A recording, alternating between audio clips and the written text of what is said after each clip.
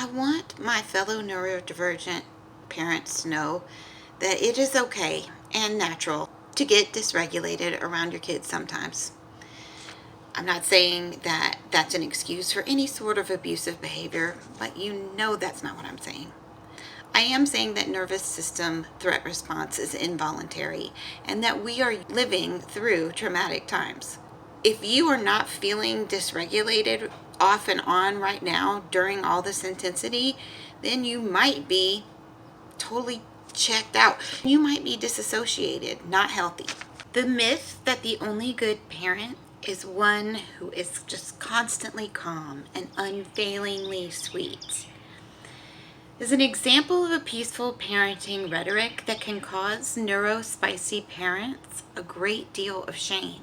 I know because I am neurodivergent and also because I have been in peaceful parenting spaces online and in real life for over a decade. Gentle, natural parenting is a special interest of mine.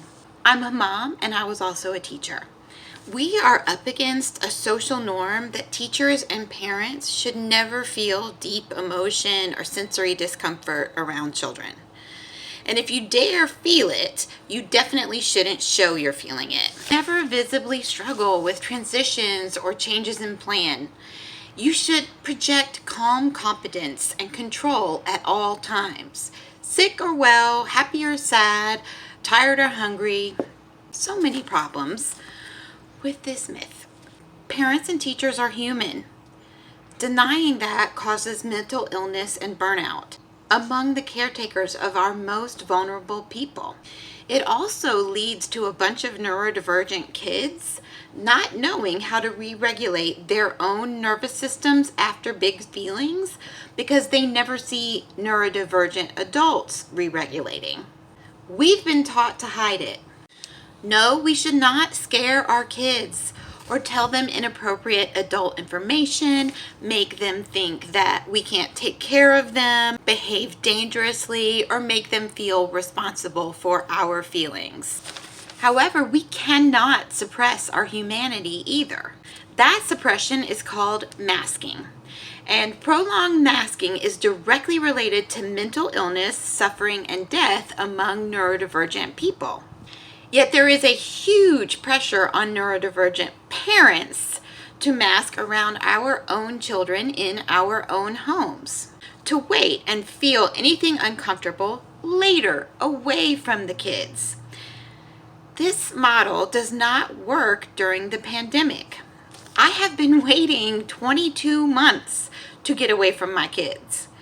There is nowhere else safe for them to be while I work my shit out in private. There is no private.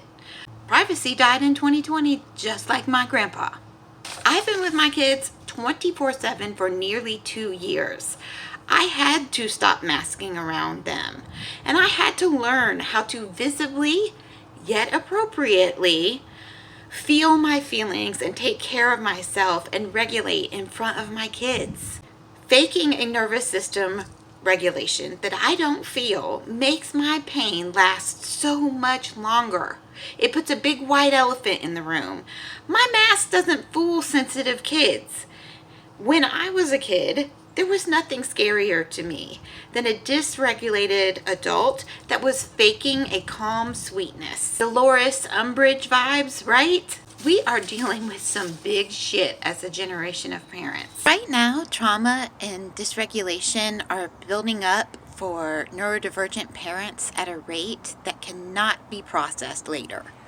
We cannot wait until this is over. This actually has to be worked through and felt in the moment, or we will have massive burnout. These are new times.